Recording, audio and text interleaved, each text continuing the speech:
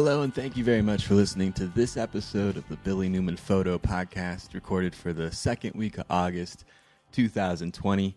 I'm out on a camping trip right now, and I'm in the back of my truck on the tailgate at a campsite in the Fremont-Winema National Forest in south central Oregon.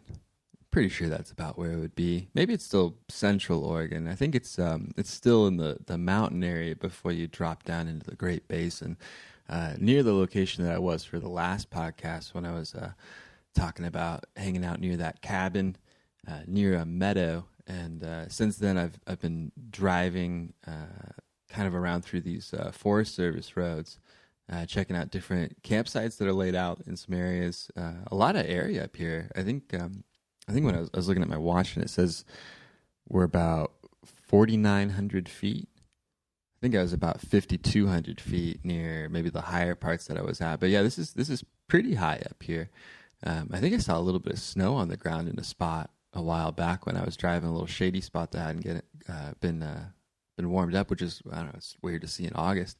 Not much snow out here though, by any means. So I think I was up here in the springtime in a different area kind of further down and lower in elevation, and I think it was early April, and I could get a ways up the mountain, but I think I got snowed out really quickly before you really even break into the Forest Service roads that are up here. Even the more well-traveled ones just weren't maintained through the winter. These are gravel roads out here. It's like a cinder cone that's crushed up and then spread across the roads, or I think further to the west they're still using gravel. I think I crossed over from Klamath County now into Lake County as I've been making my way. I think on the map app that I've got, that Onyx off-road app that I've been using a lot out here, it's really been a good benefit to have a road map of all of these Forest Service roads and all the trails and the terrain and stuff that I'm looking around. But yeah, it really helps kind of scan around and see what's around you and how to get through some places. But I mean, you'll have like just real tiny ATV trails.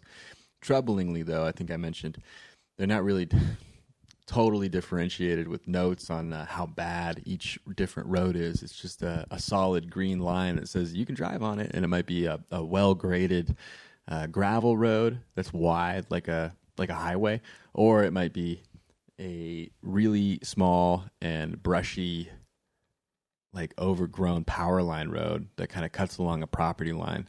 That's what I was on yesterday for about a half hour, and I was thinking, man, I probably would have taken that main way around if I had realized it would do this. That's the thing that they get you too, because it'll be a good road for about 3 miles, or long enough that you're like, I don't really want to turn around.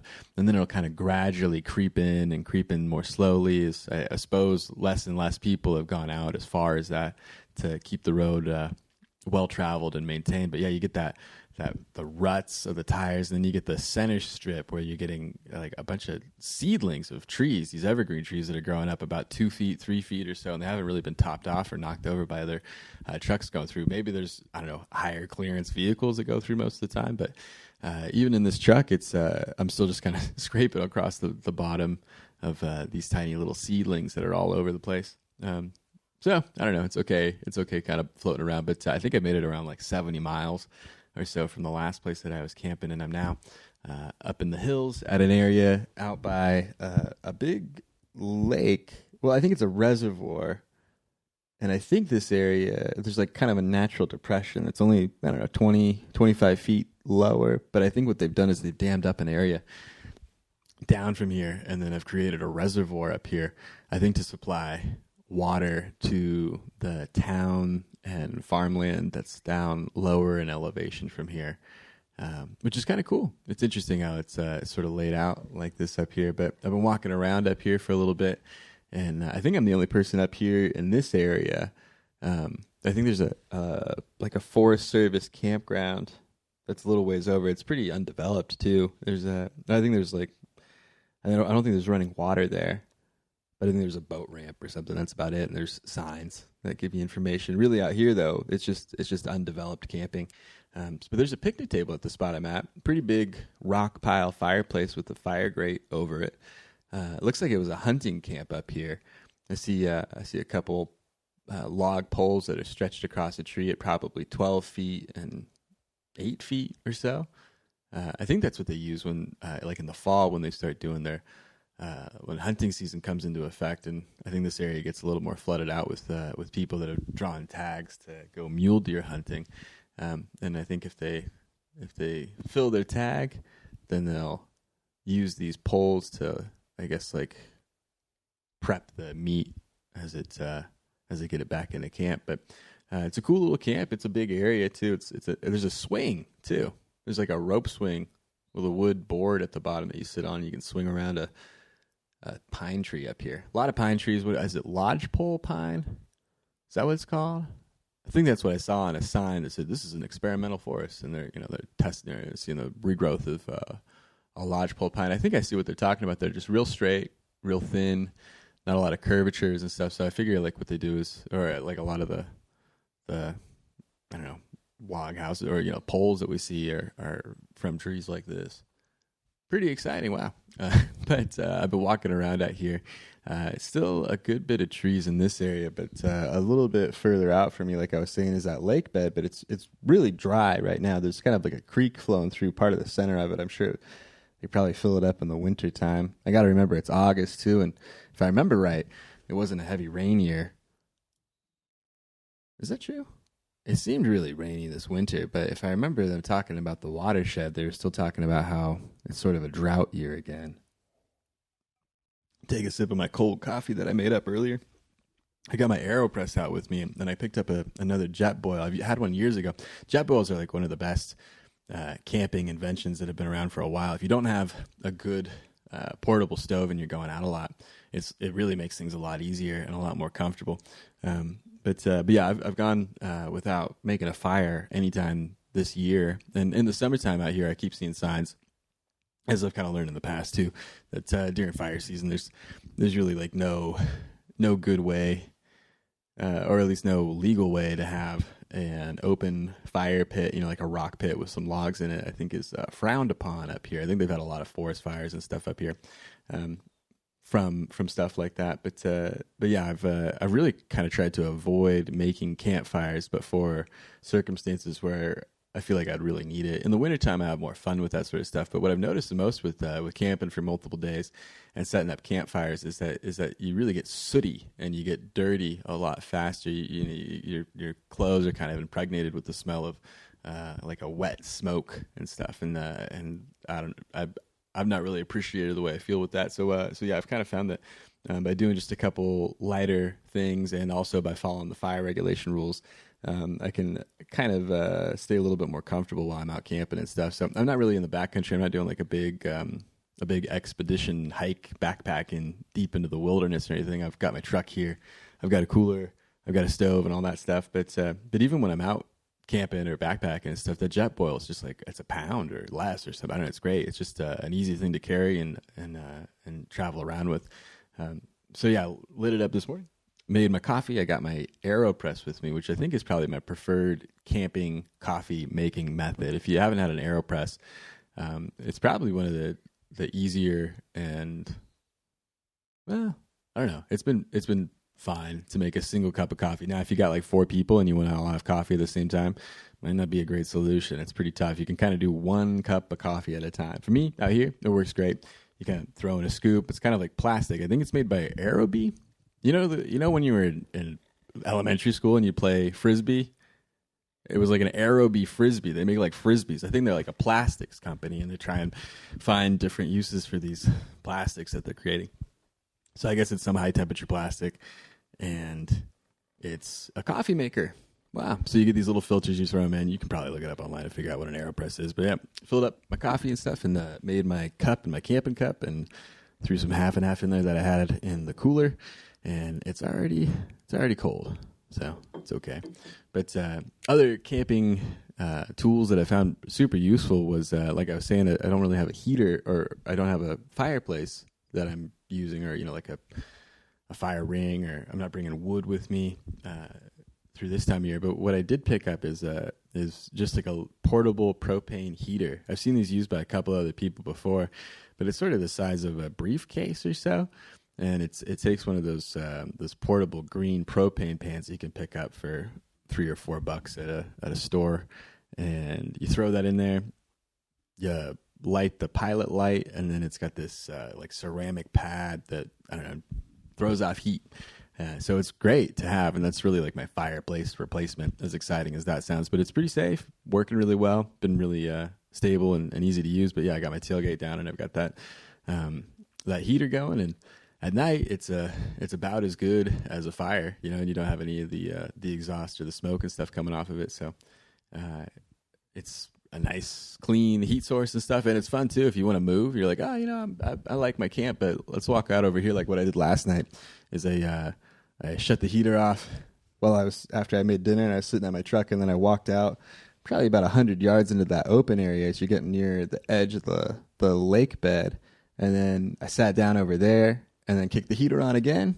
Boom, I'm set up and hanging out and warm. And it gets cold up here at night. Really, I think the last couple of days have been kind of chilly. Well, at least like yesterday was pretty cold for, I don't know, a day in August. You think it'd be a hot one, but yeah, it was pretty cool yesterday. I think it was probably like 73 degrees as a high. It was really comfortable, or I appreciated that as opposed to the heat. Like I was knocked out by the heat. I think it was like around 100 when I was out in the John Day area a few weeks back, and man, yeah, I was just wiped out by that. But it was 100 degrees. I'm driving around my truck with the windows down. I don't have AC in this thing, and I just I have this my mask, right? It's a gator. Everybody's got a mask nowadays, so I've got one of these gators, and I would just constantly be like dunking that in ice water, and then like using that to cool off. But man, throwing that around your neck when it's covered in ice water is a great way to cool off. I think that was like some, I don't know, some like gimmicky product back in the early 2000s was something like that, where you'd fill up like something, wrap it around your neck, and it had ice cubes and water in it. You'd go on a walk and stay cool in the summer. Another sip of cold coffee. But yeah, having this heater out here has been great. Going out to anywhere you want, setting up a chair, setting up a heater. It's a pretty comfortable way to do some stuff, and it worked well for doing some photo stuff too, because you can just kind of take off from where you're at, take your camera bag, take this little heater, and then set up your tripod, sit down, set up your camera stuff, get your shots ready for like that evening time, and you can sit there pretty comfortably and just stay warm and stay pretty comfortable. And I wouldn't really take it too far out, if I was traveling pretty far. But if it's just kind of like a short little jaunt down to a spot where I'm fishing or where I'm going to be taking some photos, it seems like it's been working pretty good for that sort of stuff. But yeah, kind of fun having a couple of things around. I brought a few other things, but I don't know. I'll probably get into the other camp stuff later. It's been pretty smooth though, camping out here and traveling around. I've been trying to do some more rockhounding stuff. I was learning about some of the privileges that you have on public lands to do rockhounding. It's cool. You can look this up yourselves too, but I think there's like rockhounding. It's like, I don't know, the hobby of going around and collecting interesting rocks that you find out while you're traveling around. And so legally, you still get to pick those things up from public land areas, unless there's some specific restriction in that area.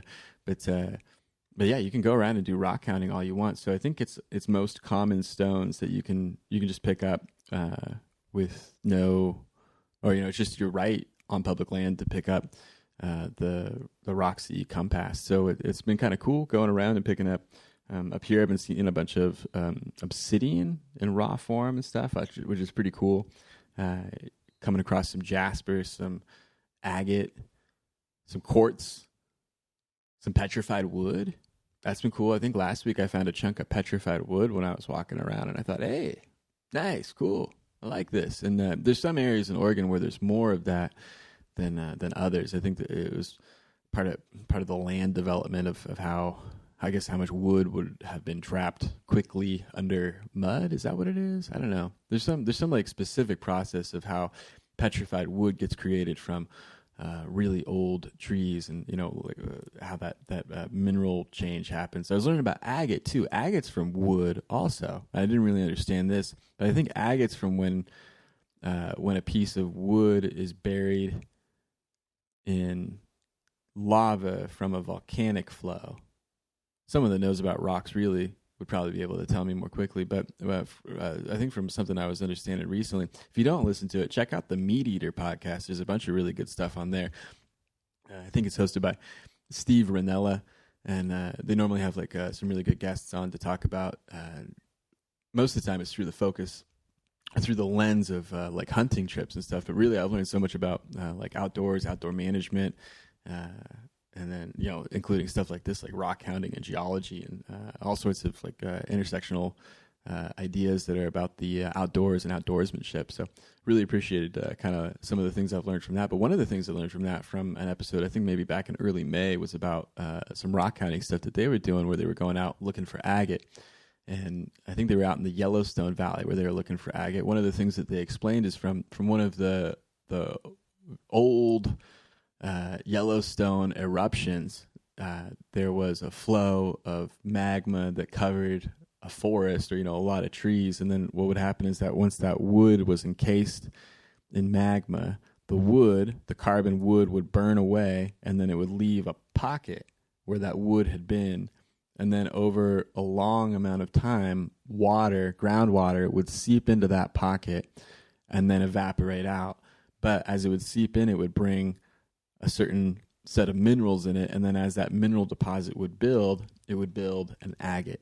And that's how you get these agate stones. I have this one at home it looks like an onion almost, or like if you've ever seen the cross section of a really big piece of hail. It's sort of like that, where it's got all these different layers to it that have been created at different times, at different stages as it developed. But it was pretty cool. Going around and trying to find some agate, and really cool stuff, or like really cool colors, really cool I don't know, just the clarity of some of them is awesome. It's really cool.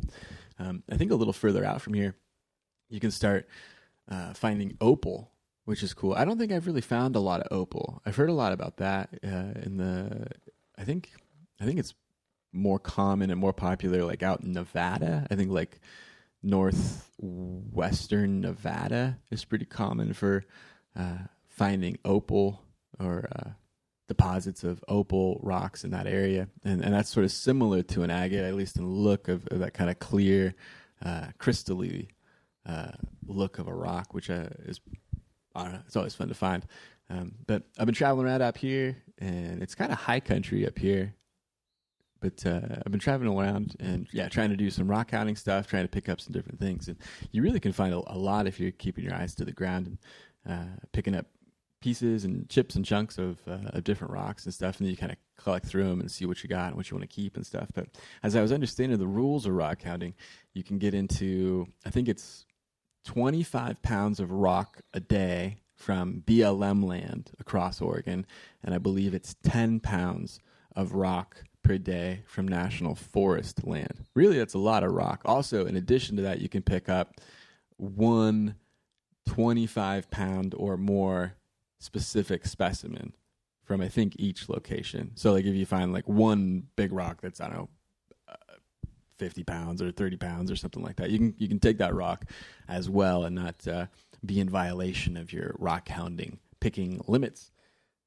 Pretty fun, but it's cool. Yeah, you can go around and pick up a lot of stuff, and then I think it's with a maximum of 250 pounds collected from each property management location through a year. So you can pick up 250 pounds of rocks over the course of a year, and I think you can't do that in a day, I suppose. Some of the information sort of states both things, so I'm not really sure which one it is, but from what I had understood from looking at the National Forest Service website, I think there was some information about rockhounding in Oregon and some of the areas that I was going to. But yeah, it was 25 pounds a day on BLM, 10 pounds a day on national forest land, and yeah, that's cool. That's a lot. You can also go around and pick up firewood, which I didn't really know about. You need like a permit in some circumstances if you're trying to collect it commercially. But if you're collecting it for private, personal use, even just like home use, there's a lot of wood that you can pick up from managed public lands. Some of them, I think, there's like some specific areas where they want you to be doing that, and some specific areas where they don't want you to be doing that. I think if it's, Well, I'm not sure. Not all downed wood, but I think if it's down and it's collectible, I think you can collect that in a lot of areas. So yeah, I went through, like in the springtime, I went through an area of BLM land and I filled up my truck with a bunch of logs that have been taken down and I think stacked up in an area. And yeah, I just loaded up my truck and I have firewood for a while. You can get like I think you can get, it's at a limit similar to the rockhounding stuff where you can get like a couple cords of wood a year and collect that for personal home use. I think if you're trying to sell firewood, then you have to go through the BLM or the Forest Service to get a permit for the area where you're going to be doing wood cutting. I've only just picked up downed wood that you would pick up kind of like for a campfire or something, like, if you're going around trying to pick up firewood for a camp. It's kind of a similar process to that. I'm not really like cutting down fresh trees and aging them, but there's a qualification for that too. You can go around and if it's a specifically designated area for that kind of a thing, you can go around and actually, use a tool and cut down a tree and process it and take it home and cover up your stump or something like that. And, naturalize the stump that you cut. But yeah, there's a lot of stuff you can do out on public land. I wasn't really quite aware of in every way, but yeah, it's been cool being out here doing some rock hounding stuff, trying to find some cool pieces. Really, a lot of obsidian is what I've been finding, which has been fun. A lot of like volcanic rock stuff out here. And some of them are cool, but they're not like I don't know, they're not like a gem or anything. It's just like a basalt stone from a volcano. But it's cool. Yeah, these rock hounding stuff has been pretty good. Oh, what was the other stuff I wanted to talk about? So I think I saw, what have I been seeing? I saw a helicopter. There's a thunderstorm.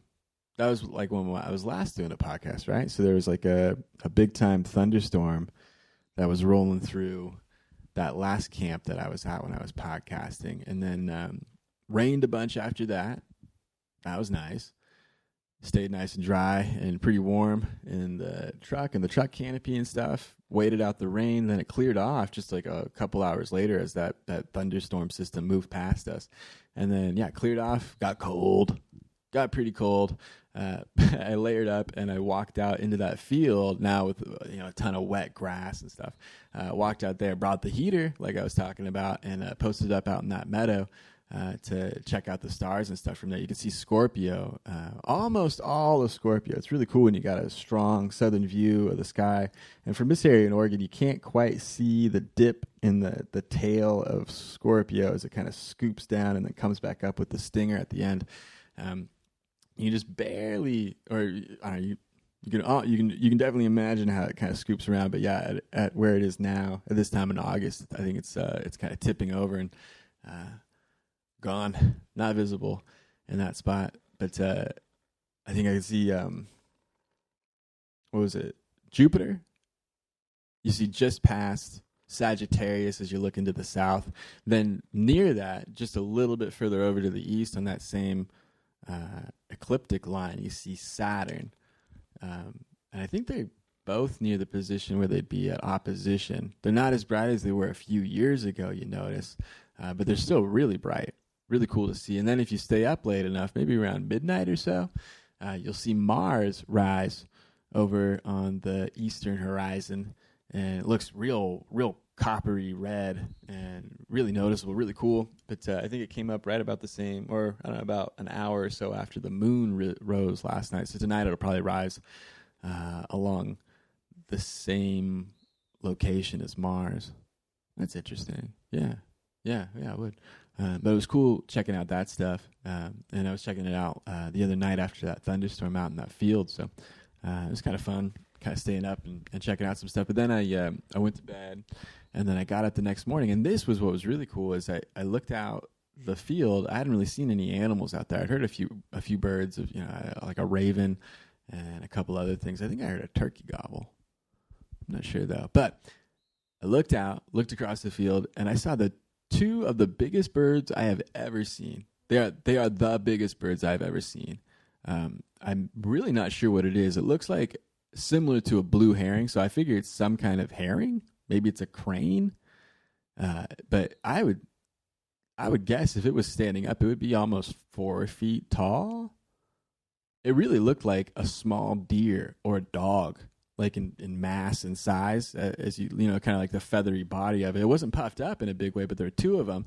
And yeah, it looked like dinosaurs out there in this middle of this field. I've never seen a bird like that. It looked like a blue herring that was about twice as, I see a buck. It's at my 2 o'clock, walking to my 3 o'clock. 1 point, 2 point, 3 point, 4 point. I don't know. I think it's a 2 or 3 point buck. He stopped. He doesn't see me. That's cool. Little buck cruising through. I think it's a mule deer out here. I saw like a group of mule deer down in the lake bed this morning. And when I started rustling around, they all kind of started to run off, or one of them got excited and then ran off. They're probably like 200 or 300 yards from me. And I pulled up the binoculars and I was scouting them in. And yeah, they were just booking it across this open lake bed. And then they got tired and stopped and, I don't know, started eating grass like almost right away. So it's kind of funny how they kind of move around. But yeah, this guy's like, I don't know, like 200 feet. Walking around camp. Cool, dude. Thanks for camping with me. What was I saying? 2 giant birds. I saw these 2 giant birds, thunderbirds. They were awesome. They were brown, kind of sandy tan colored, and they had like a beaked face, like a real pointy beaked face, really similar to a blue herring. It looked like an emu or an ostrich or something out in this field. It was giant, but it looked, I'd say, like, I've seen a lot of blue herrings. They're way more slender than this. This really had that kind of big, kind of round, full-bodied thing. And then it had that craned neck, that kind of that S-curved craned neck, and it was just kind of on the ground, walking with its buddy. And they were cruising around, poking at the ground, trying to, I don't know, get grubs or whatever.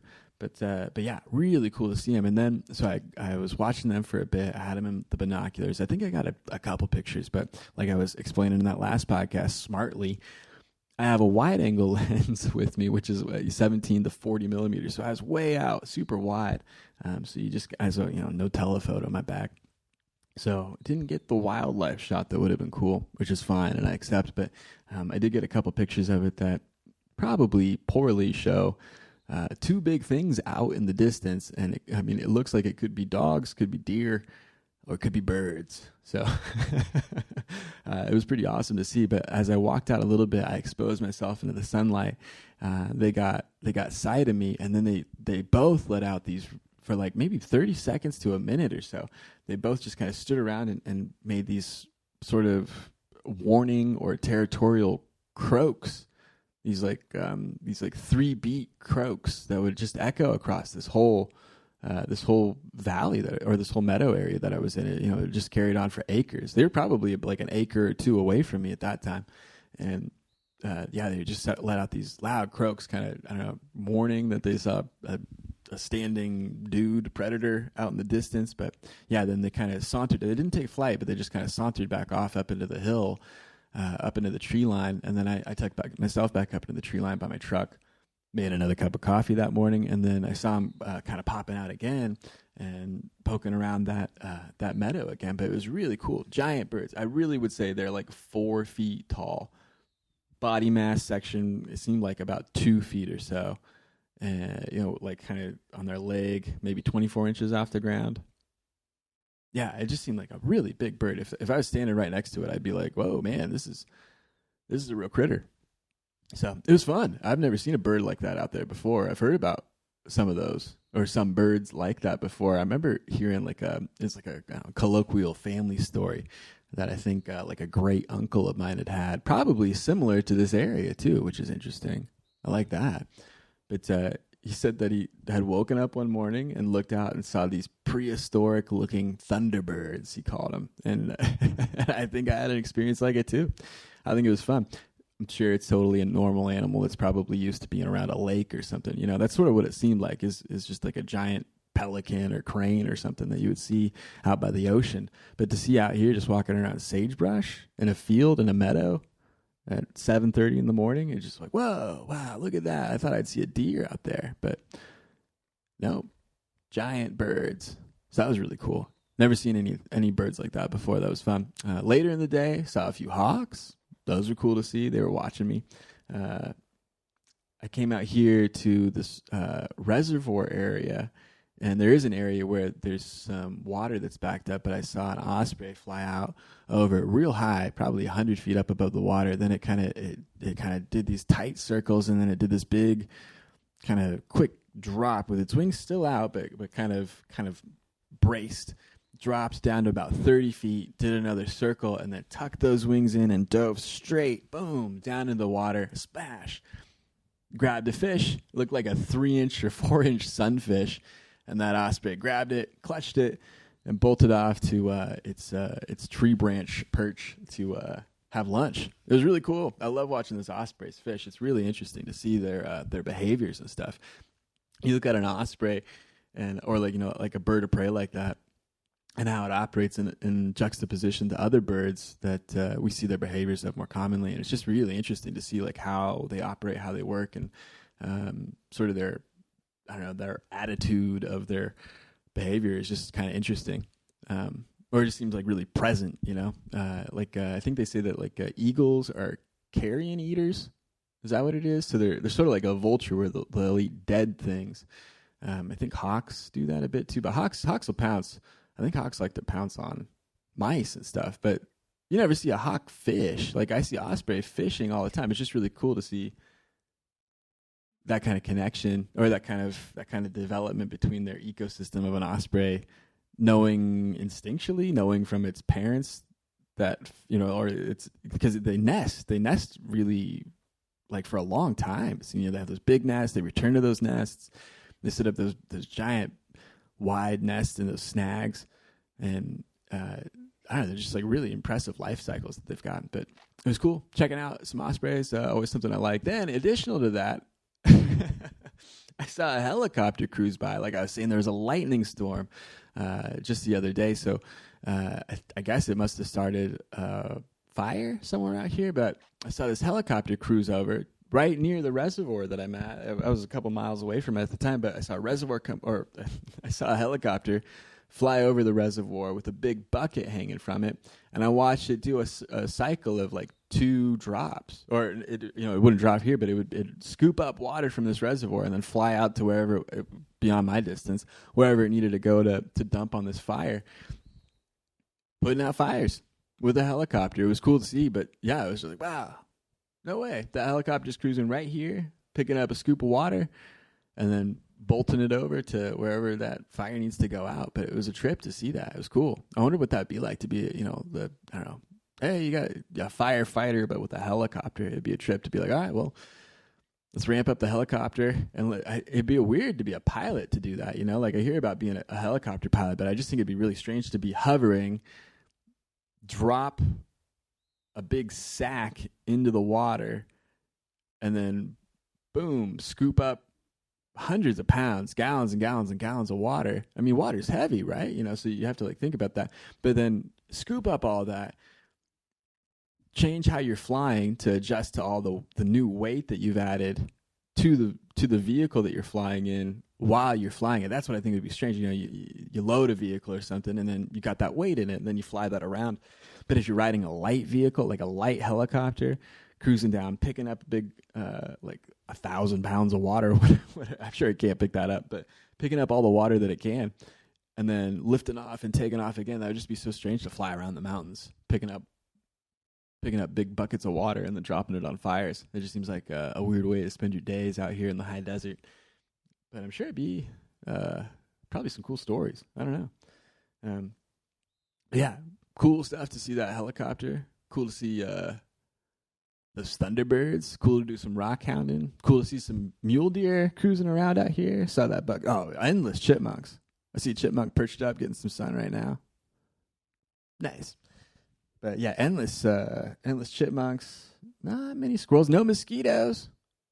Party on. That's been great. Man, I got beat up by mosquitoes up in the Cascades, I think last week. I'm still kind of nursing my way back to health from that. That really hurt. It sucks. Those mountain mosquitoes, when they're, I don't know, by those bogs and marshes and lakes left over from the snow melt. And it seems like now in July and August is when they're really just getting going. But man, they're brutal, hungry mosquitoes. And I hit myself with DEET a couple times. It slowed them down, but man, I could have used 50 or so less mosquito bites that day, that's for sure. So, yeah, good times. A lot of fun getting beat up by mosquitoes, but not on this trip, so I'm having a good time. I think it's a little colder this time, too, so that's probably part of what's dampened down the number of mosquitoes. And really out here in this higher desert area, I think you get a little lucky with mosquitoes if you're not around like a pretty heavy body of water. So in a lot of the areas I've been, it's been pretty dry still, or it's like pretty far away from a lake and pretty far away from like a bigger river or creek source that'd be a mosquito swamp. So thank goodness I've stayed away from that for a little bit, but having a good time out here. I'm going to be driving around for a good part of the day, checking out some more Forest Service roads and looking at this map. There's just so many areas you can go for. You could probably go, I don't know, I could probably go down into Nevada. I'd cross a couple highways or something, but you could probably drive all the way down in Nevada, mostly just taking these Forest Service roads. I think down into, this is like the Fremont and the Winema, and then you can drop down into I think Humboldt. I think it would be the Humboldt National Forest. But yeah, you can stay out on these backcountry roads and stay off there's no towns or houses or anything out here. So I think just about everything is a backcountry road. But you can stay on those and get down into, I don't know, Nevada or northeastern California and spend a bunch of time just kind of tooling around out in this high desert country. So it's been pretty cool. I've enjoyed checking it out here, and I want to try and get back out here and do some more stuff. I think it's a good kind of location before it gets too deep into the fall. And I think this is probably one of the faster places to get snowed out in October or October, November, depending on the snow levels that year. I remember being out with my dad October 17th. I think we were camping at an area in Eastern Oregon, really still just kind of the lowland area of Eastern Oregon, where you're not climbing up real high to a mountaintop or anything like that, kind of like where I am now. But it started snowed through the valley, snowed all across the Highway 140 as we were trying to drive back to Bly. And a couple inches or something like that, but still, for like early October, there's still hunters out there and campers and stuff. And just getting hit with the first couple inches of snow. It's good times. But I'm sure it makes it cool for people that are more used to the snow and stuff. I'm sure it's kind of an easy transition when you're doing some hunting stuff to get out and deal with. But man, I do not like early season wet snow. If it's sticking, I can kind of deal with that, but man, that, just like after a half hour, it's just standing water is what it feels like. It's just that slushy stuff. Even walking through it'll splash now. It's rough. So I'm glad to kind of avoid that most of the time. But up here in the mountains is cool. Hey, that helicopter's back, I think. You might be able to hear that. I'll probably noise gate that sound out, but yeah, I hear that chopper flying over, and it looks like it's probably going to head over to that reservoir again. Still got to fight those fires. Shoot. But I'm going to wrap it up here, I suppose, and I'll probably come back with another podcast in the next couple days to talk about more of the summer camping trips I've been out on. And I think I'm going to try and get home, process some photos, process some stuff together, and then do a little retrospective about some of the last couple camping trips that I'd not yet talked about on the podcast. So thanks for tuning in and listen to me jabber from my tailgate high atop the Fremont Winema National Forest in the mountains by a lakeside, camping out.